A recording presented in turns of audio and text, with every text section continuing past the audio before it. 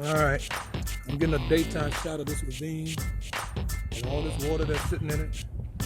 Just going into the bedrock. Get back to this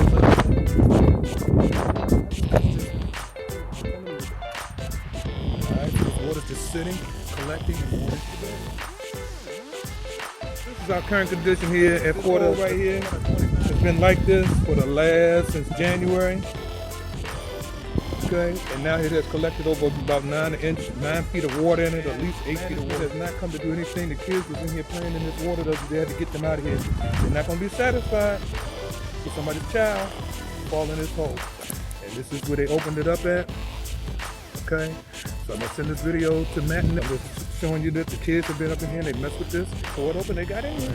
Try to close it back, but there's no protective lock on there. They got pieces of tape around this thing. That's not holding no kids out. That's why it's open now.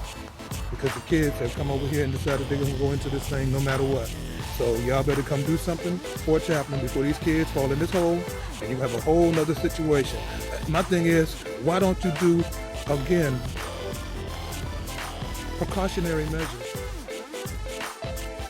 All right, we sealed this area right here so these kids don't get through here. So hopefully this is a hole. I put some mesh wire around it at the bottom to make sure that this thing is holding in place so my babies do not fall in this hole. Again, we got a nice little hole that's still sitting over here.